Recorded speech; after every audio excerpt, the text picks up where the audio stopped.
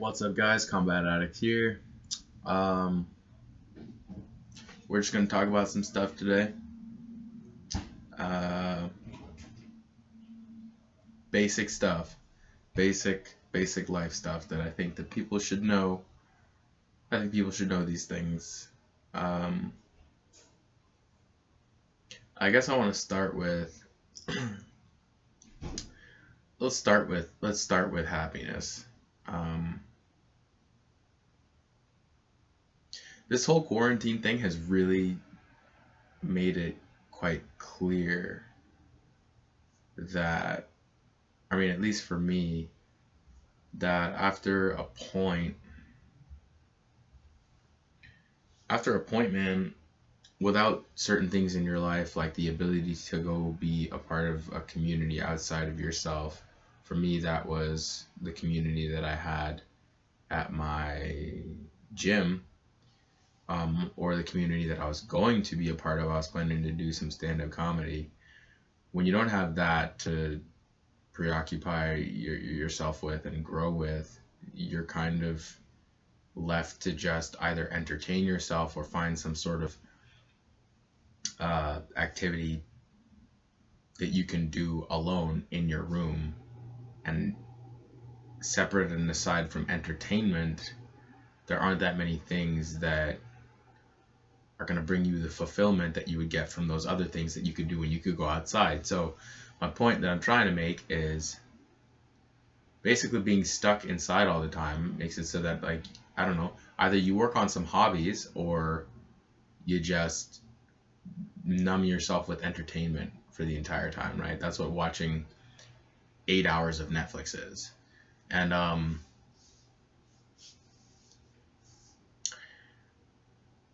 after a point, like, you're not gonna want to do that anymore. You're not gonna want to do that. You're gonna get bored of it, or at least that's what happens. That's what happened to me. I just get bored of it.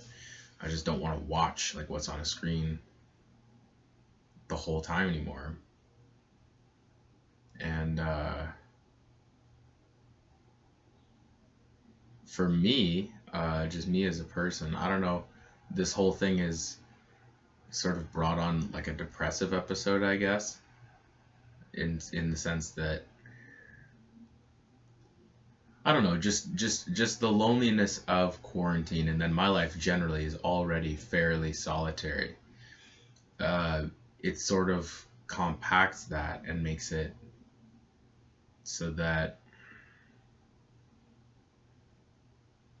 I feel it more, I guess.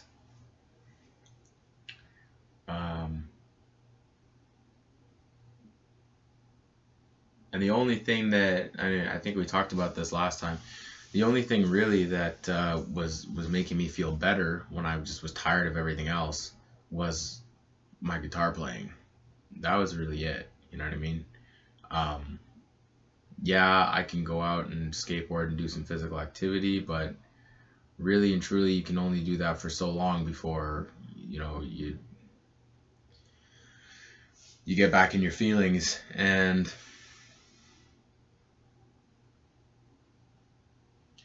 separate and aside from having like activities and goals that you set for yourself, um, there's like an emptiness in just being isolated for prolonged periods of time. And I guess that's why people say solitary confinement is inhumane.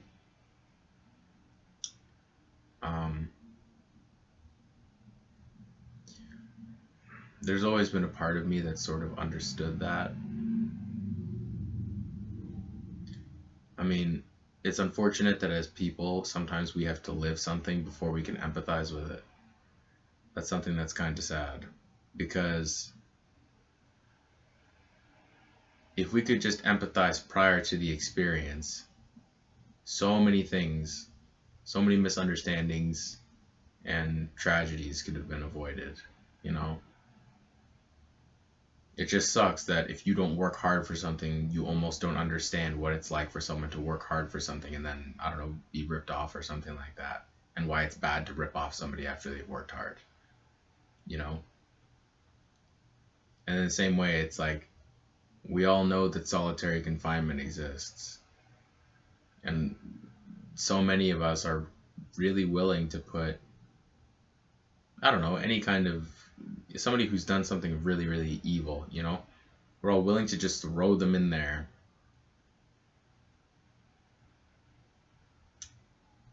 But after, like, just because that form of torture is absent blood and overt violence, does that make it any less horrible? You know? Would we all agree that we should start torturing, you know, felony offenders? Like, I don't think so. I don't think that we'd all agree to that. And so something like solitary confinement's existence is actually rather unsettling. Like the fact that it still exists. You know, I understand if it's a situation where the person is just extremely dangerous and you can't have them around anyone. That's one thing. But the fact that something like the hole exists, you know, prisons where you're in a dark room for 23 hours. I mean, that's brutal. Like that's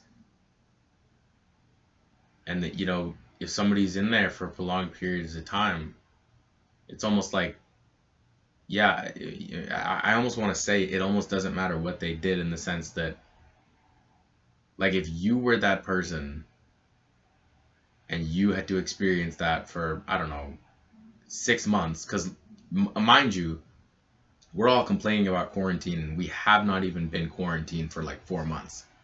Quarantine started in like March.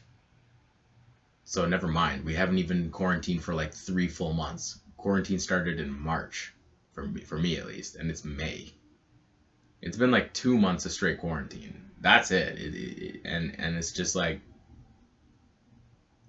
if I have already experienced depressive episodes and a worsening of my mood just in 2 months, like, just imagine what it would be like for, I don't know, I just think it's a form of torture. I'm not saying that we shouldn't punish people or anything like that. I just see that it is a form of torture, and being in quarantine has sort of illuminated that for me. And I don't know what it is with me and offenders for some reason. I don't know. I just have like some extreme empathy for them, I guess, which makes no sense, because why would I? I don't know. But I noticed that a lot of the things I talk about, it's like, can you really be mad at I don't even, I honestly don't even want to bring that up in this video, because I'm gonna have to fucking explain that so that somebody understands it and doesn't take this completely out of context. Look, if you go into my past videos, I think it's like 2 videos ago, I talk about a very controversial issue and how we don't really have the right to be angry at someone for an attraction they have. We can only hold them accountable for acting on that attraction. That is the most I'm going to say about that.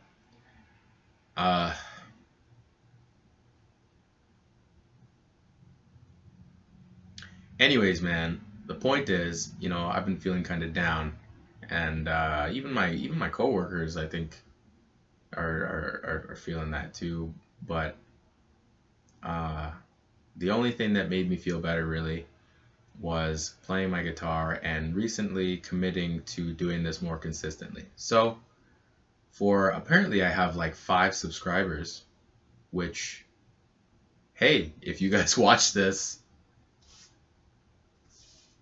awesome. I appreciate that. I'm going to be trying to put videos out weekly. So we're going to, for right now, we're going to try to put one out every Saturday at least. If we get an extra video in between, then we'll do that too. But basically, I'm trying to make a real project out of this. I want to take it more seriously. And I'm hopefully going to be trying to increase my capabilities soon so that I don't have to use this crappy webcam the entire time. Because you obviously can't see my face, even though it's completely light in this room. And it's the middle of the day. It's like 4 p.m. in May. There's no reason it should be this dark. But anyways, yeah, just committing to this project and trying to get informed about what's going on in the world again. All of these things have sort of helped with the feelings that I've been having, which I don't know what that is. I think that maybe I'm just so bored that my body is just throwing me into horrible moods to try and get me to do something stimulating. Who knows, man? Um, but I do know that all of this boredom and sadness that's sort of surfacing, I used to deal with in different ways. I used to deal with it by, you know, using drugs. I would, you know, smoke weed. I would drink a bit, um, and just sort of nullify that feeling, you know, that emptiness, right? And I think I've talked about this before. You know, once I lost football, it was like there was no reason not to do drugs at all, and at that point, I had also lost a huge part of my identity, and so I don't know. I guess I didn't really realize that I was in so much pain until the marijuana became an actual problem, and I actually needed to quit. That was when I was like, oh, something's not right here. Like there's something inside me, or you know, something outside of this marijuana that's making me want to smoke it all the time and be high all the time and just be really really high. um, but this time around I didn't do that, and the reason I didn't do that is because it actually sort of links back to when I quit marijuana. I just didn't want to be high. B, just for my mental health, I just cannot smoke marijuana anymore. um, but I just did not want to be high. I didn't want to. And it made me start to think, and I don't know if any of you feel this way as well, but sometimes or not even sometimes, a lot of the time when addicts are getting high, they don't want to be high. They just are in so much pain. It's almost like they have a choice, but they're compelled to nullify that pain. And the pain is nearly constant, and they cannot get away from it. So a lot of the time when you're smoking marijuana, it's not even like you want to be high anymore. In fact, you're sick of being high. And that's what happened to me. I was sick of it. When I finally quit it for, I think it was like, oh my gosh, I tried so many times to quit. Must have been like at least like four proper like attempts at quitting. Four like more than 2 week periods of like trying to quit. It must have been like the fourth or fifth time where I was literally like high, and I just hated it. I was like, I just don't even like the way this feels anymore. I feel disgusting and gross. Like I felt like the inside of my body was dirty. You know what I mean? That's how it felt to be high at that point. It wasn't fun anymore. I didn't like it.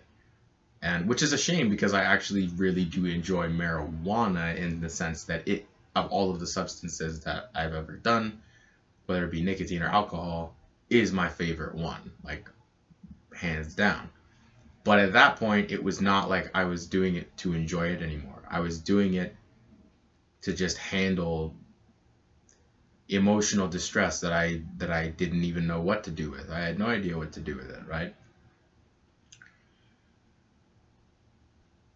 And that feeling is still around. So this time around, and I mean, I've been clean since, what would that have been? 2017. So this September it'll be 3 years. that I've been clean, and I have literally not touched it. Not touched it. There was one contact high that I got when I was in Jamaica. I was just trying to conversate with people, and I think I got a contact high from that. But I have not held a joint in my hands and smoked it uh, for almost 3 years now. Someone at a party didn't know how to roll, and I rolled a joint for them, but I did not partake. And that was like the one time that I even touched weed after I quit. Like I literally haven't even had it in my hands, which is really crazy when you think about it. Something that was so important to you at one point, you now just have not even touched for almost 3 years. But anyways, man, yeah, it's a shame, but I was just really sick of it. I just didn't want it anymore, and I still feel that way where it's like if I feel badly about myself, the last thing I want to do is just be high. That's the last thing I want to do because first off, the reason that you're getting high when you feel like that, if you're watching this and you've struggled with this, the reason that you're doing that is because you are suffering. There is something wrong and you can't fix it. You don't know what to do. You just have to exist.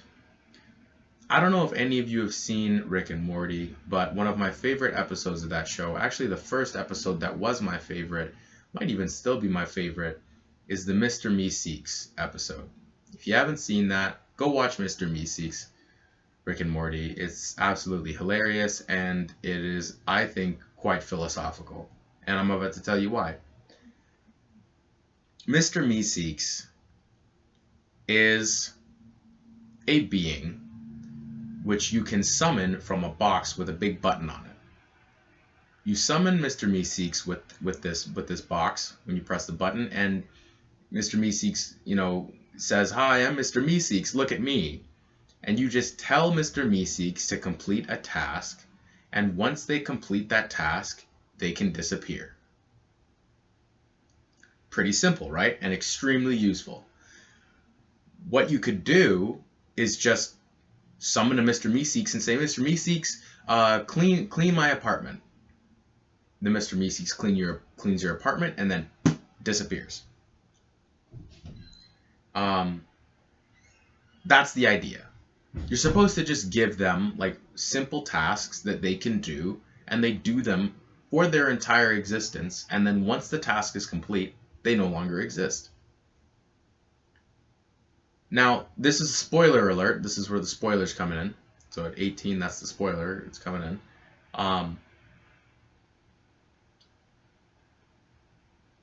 Jerry, which is like the father in the cartoon family, is told that he can just use the Mr. Meeseeks box.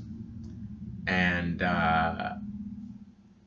his decision is to ask Mr. Meeseeks to get, I think it's 2 strokes or 3 strokes off his game. The problem is Jerry is an inadequate beta male, and so he's really bad at golf off of his golf game, 2 strokes off his golf game, right? So Mr. Meeseeks, in an attempt to complete his task, must exist for as long as it takes to get these strokes off of Jerry's game. And he gets so frustrated at one point that he actually just summons another Mr. Meeseeks to help him. Or Jerry does. Somebody does. Anyways, long story short, by the end of the episode, the Mr. Meeseeks, while Jerry isn't around, because Jerry has actually given up on getting 2 strokes off of his game. He's just so frustrated he leaves. But all of these Mr. Meeseeks are just sitting there existing for the purpose of Jerry. Like a bunch more of them have been summoned at this point. And they're in the house, and it's my favorite scene. I won't spoil too much of it, but basically they're furious because they don't want to exist. And there is a line in the episode that really stuck out to me. They find Jerry because they're furious with him, and they've decided that they're going to do whatever they need to do to get these strokes off of his game. And Jerry's hiding from them, and one of the Meeseeks goes, Existence is pain for a meeseeks, Jerry. We are brought into this world to have a task fulfilled, and we will do anything to alleviate that pain.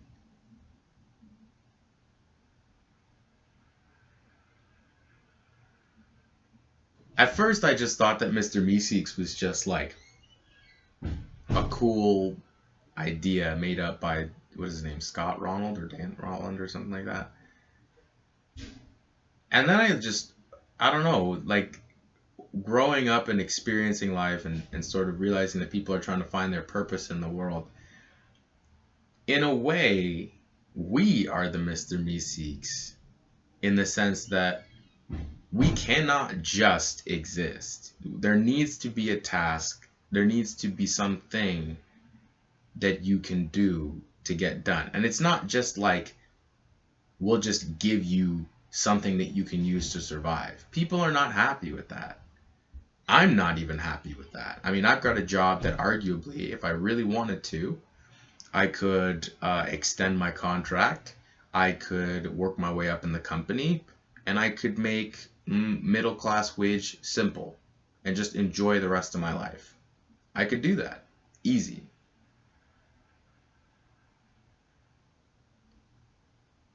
But for some reason, it's almost as if that's not satisfying.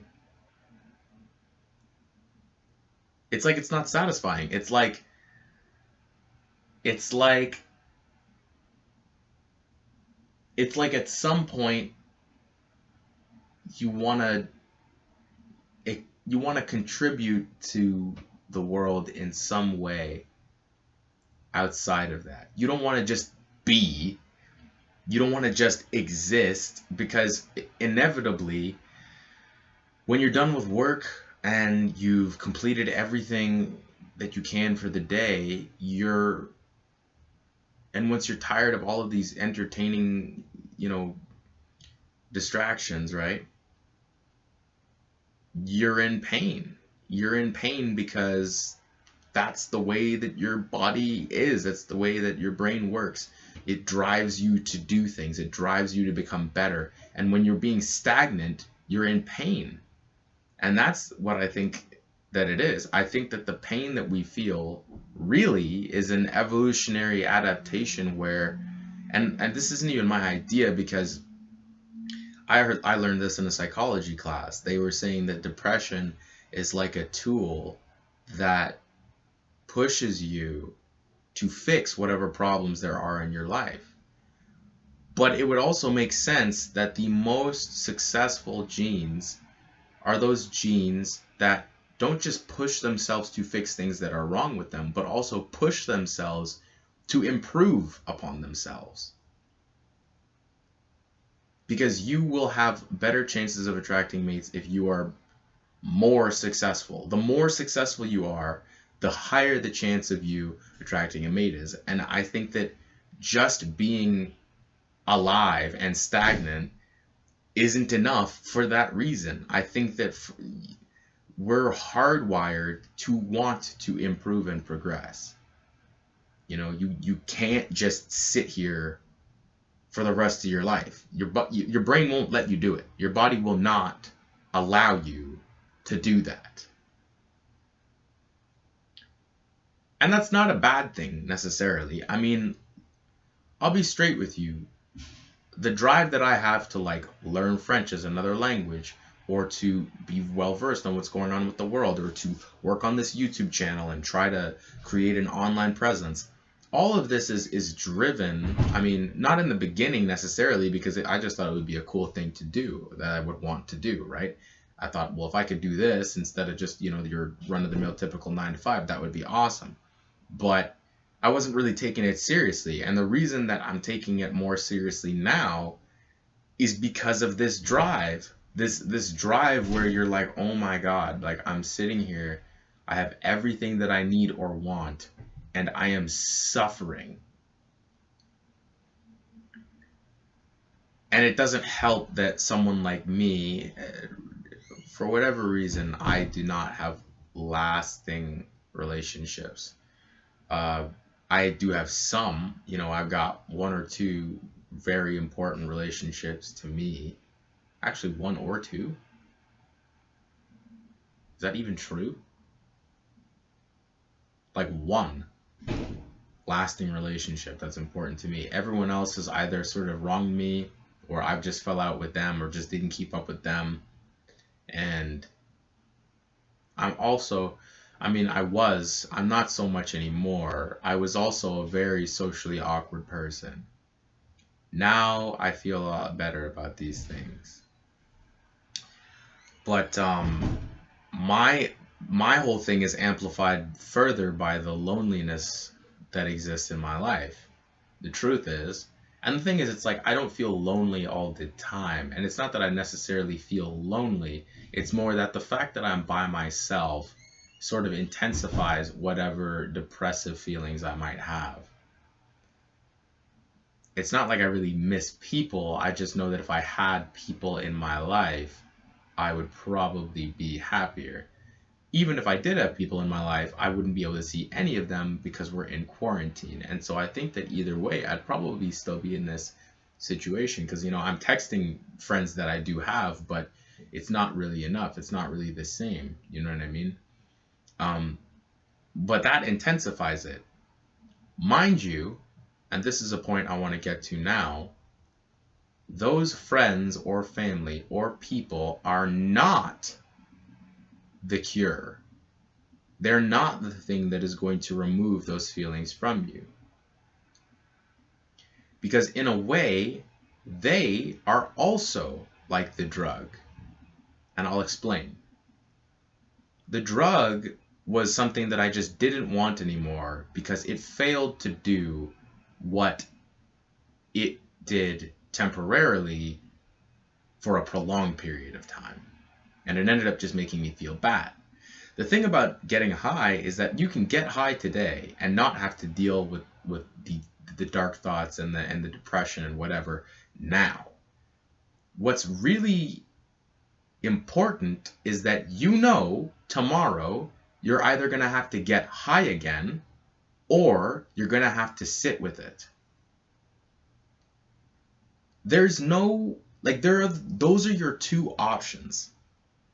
Like, you're going to have to deal with it without drugs, or you're going to have to deal with it with drugs. And you cannot continue to choose drugs over and over and over again, especially when the drug of my choice particularly had an effect on, brain function, the ability to even pay attention, memory, things that are pretty damn important. And so after a point, it becomes more reasonable to just endure the pain and search within yourself to try and figure out what's going on than to just numb yourself. People are the same thing. You may think, well, I've got friends, I've got family or whatever, and I'll be around them and they will make me feel good. But the reality of the situation is they are simply, not quite like this because you care about them, hopefully. Why you care about them is something that, we could debate, but they are essentially tools for alleviating this pain. Once they're not around, what are you going to do? How are you going to feel? And this is why I came up with this phrase: the solution cannot be found outside of yourself. Happiness cannot be found outside of yourself. You cannot go to these external things in the hopes that they will be the cure, because they will be gone. Like, eventually those things will be gone. Those people will be gone. So you cannot find happiness outside of yourself. Now, does that mean that you don't talk to any human beings or do anything for other human beings? No, that's not what that means. What it means, for me at the very least, don't know what everybody else thinks, but for me at the very least, it means I need to become happy with myself. How could I become happy with myself? What would that require? Well, I started to think, well, maybe it requires a purpose, a drive, something to push me forward. Hence why I'm picking this up and taking it more seriously. It probably also requires cathartic things, being able to get emotions out. Hence why I'm playing my guitar. It also probably, entails social things, feeling connected to someone or something who I believe has um, good character or pure intentions that I want to associate myself with, or who needs my help that I feel like I could help, right? Now, this is different from just going and talking to your friends or family, in that, not necessarily different in the sense that if talking to your friends and family gives you a feeling of belonging to something, and that helps to remove the pain that you feel, then what you've done essentially is found happiness within yourself because you have successfully placed yourself within something. As in, your identity, yourself, is something, and that gives you comfort. So that is still within yourself as far as I'm concerned.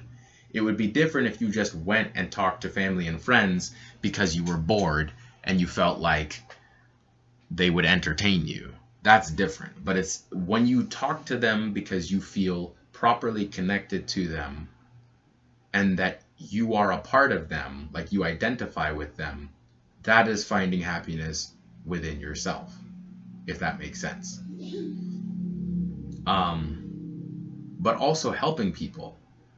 If you want to be the kind of person who helps other people, then finding happiness within yourself is sort of going to require sacrifice for others, which really at the end of the day isn't a sacrifice, in that you are gaining contentment from the aid that you give to other human beings.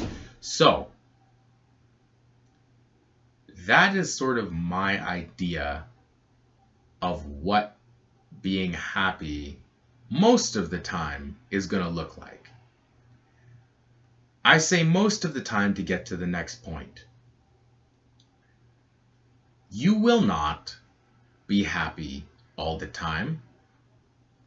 And as far as I can tell, my biological drives are set up such that it'd be sort of impossible to eradicate something like depressive thoughts and states. The most you can do is keep yourself active enough in this life to be doing enough in this life for enough people that most of the time you are just riding the high of life as opposed to the high of drugs. When you stop doing those things, unless you have unless you've done so much good for so much people that you just always feel great about yourself because you've provided for others something that you feel is helping them to this very day, then perhaps you did it. Perhaps you have found your key to happiness. But I really don't think that is going to happen, in the sense that you are constantly looking towards what's happening next. Despite how many of us live in the past, that's just the truth. So arguably, and especially because of things like imposter syndrome and self-esteem issues, those accomplishments that people have, while they acknowledge may have helped some people, they probably do not view as enough. Because anything that you're capable of, you probably don't think is much of a big deal, in the sense that you really are nobody and you did it and people are thanking you for it and they're calling you this amazing person, but you're really just a regular guy or woman who just puts some work in. That's how you're going to feel about it, or at least that's how I feel about it a lot of the time. Or at least that's how you should feel about it, honestly, because if you don't, you're probably going to get arrogant real fast. But anyways, that's basically what I think you're gonna have to do if you want to actually be happy. And drugs are not the answer at all. If you want to do drugs every once in a while because of the value that you gain from just being able to experience something new, that's different. If I could still smoke weed, I would probably smoke weed like once every 4 months or something, just because I feel like, you know what, it'd be nice to be high right now. But I didn't do that. I went overboard. So now I can't smoke it anymore. But my whole thing is that drugs are really supposed to be an experience that you can have if you want. They're not supposed to be a regular lifestyle item. And I literally just thought of this right now. It's not a coincidence that drugs are not one of the food groups. You aren't supposed to have a daily intake of drugs. They're really, seriously, 100% occasional things. And if you don't live your life like that with drugs, you are going to have problems, in my personal opinion.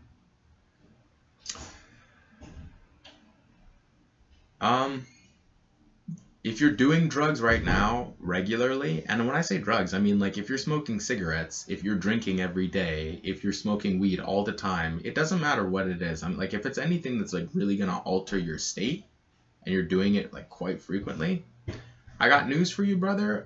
You got a fucking problem. Like, you've got a problem. If you cannot just go through life regularly without substance, you've got issues, man, and you need to deal with those issues. You need to seriously take the fucking time and figure out what's going on. You know?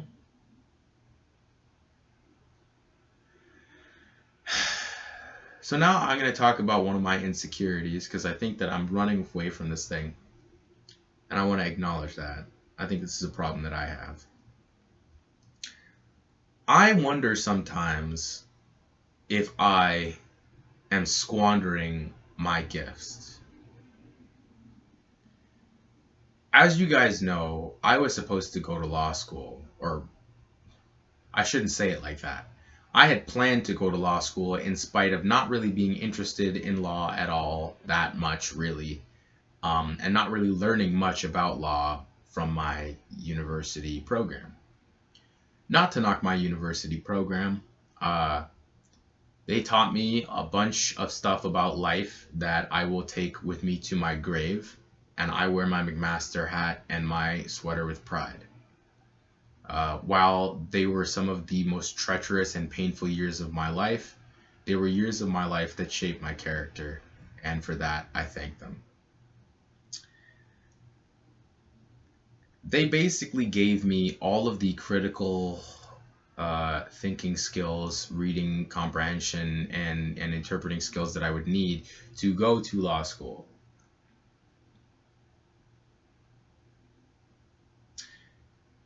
And I have decided not to go. Because I don't even think, or I'm not quite sure if I'm even capable of being a lawyer. I think that I get drained easily.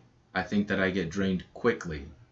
I think that in my 4th year, I was burned out and I hadn't even gone to law school yet.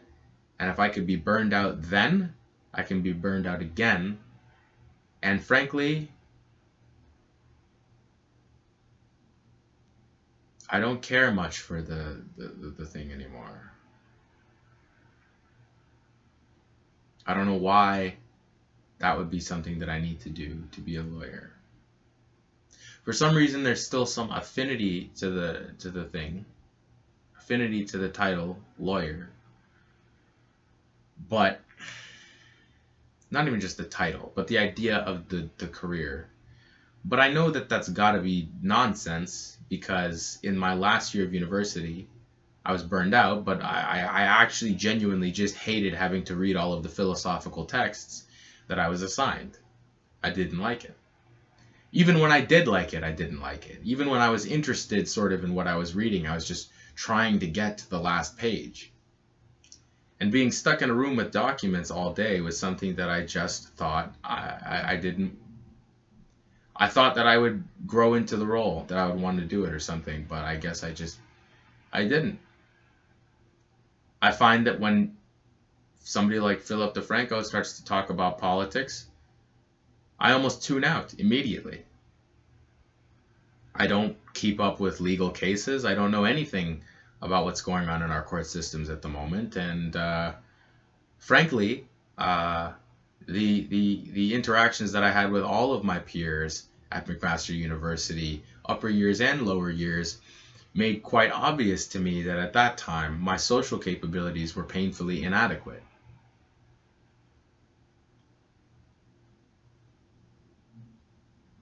And this idea just crept into my head, like, you thought that if you just worked hard enough, you could do it. But I think that deep down you always knew you couldn't do it.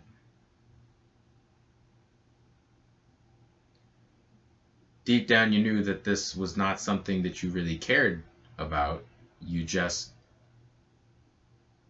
were doing it because you couldn't do anything else. I was terrible at math, and because I was terrible at math, I thought, well, what's the point of doing any science?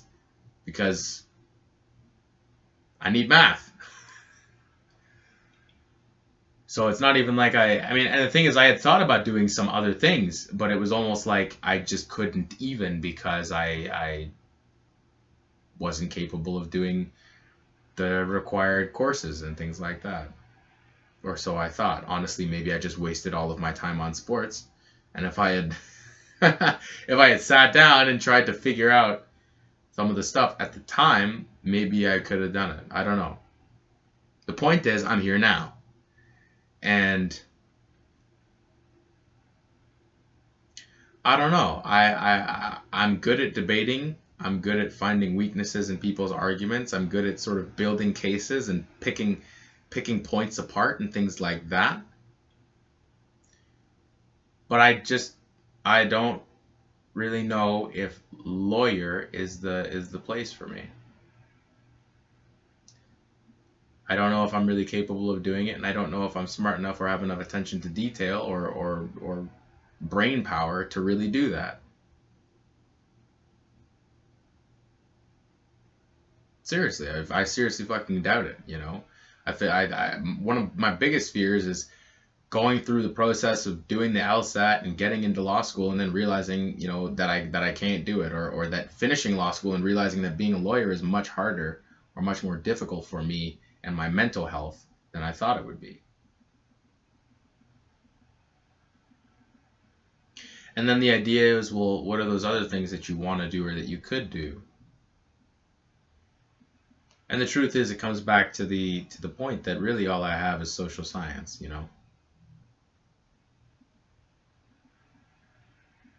And so I bring all this up to say that in terms of purpose for me, I suppose my purpose used to be being a good athlete, not even a great teammate, just a good athlete. I guess I tried to be I don't know. I didn't really know how to be a good teammate. I didn't know how to relate to people. I still almost don't really know how to do that. A lot of people don't. Actually, some people don't. And I happened to be one of them for a very long time. And I'm just sort of learning that I was kind of an asshole without knowing it at times for a while. Also knowing it at times. But anyways. My point is something like, I don't have a purpose now other than survive. And that is where I believe the depressive feelings come from. I think that when you have a career path, a clear career path, a clear idea of what you want to do and why you want to do it. I wanted to be a judge, and the reason I wanted to be a judge was because I thought that is the closest I can get to actually making decisions that matter for society. That is the one true reason that I wanted to become a lawyer.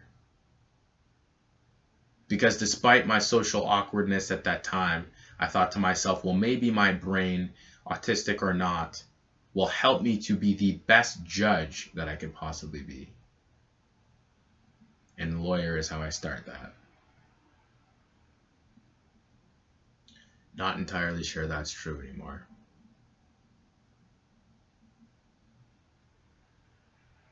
At least that I could get to that point. In any case, when I had that, I had a clear idea of what my purpose would be in the world and what my purpose at the moment was. I was a student and I needed to work hard and I needed to get good grades. By the way, update for those of you who knew that I was trying to pay off my loan to my debt to my school. I paid that off and I finally got access to my grades. I did a lot better than I thought I did, even though I took 6 courses, a lot of which were in the earlier years, but that were absolutely hellish. I actually just got A's and B's. A's and B's. Didn't see it coming. Thought I would have had 1 C, but no. A's and B's. So I guess all of the hell paid off. I guess. I don't know, man. But basically, I've decided that I'm going to try to make this work. If it doesn't work, I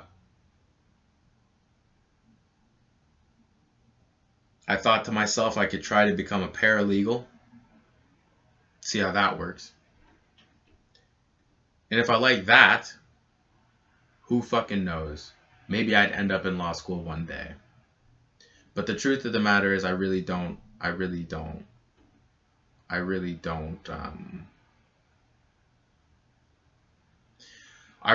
feel that that is something for me. I feel that, and the thing is, you don't know. The truth of the matter is, what I'm realizing about our society is people will not tell you if you're an idiot and you're not cut out to be a lawyer. People will not tell you that. Not even your own family will tell you that. And I specifically remember one of my family members making a joke that I really don't think was a joke to this day. I had said something dumb because I often do that, or often did that. And they said something like, how are you going to be a lawyer when you're so stupid?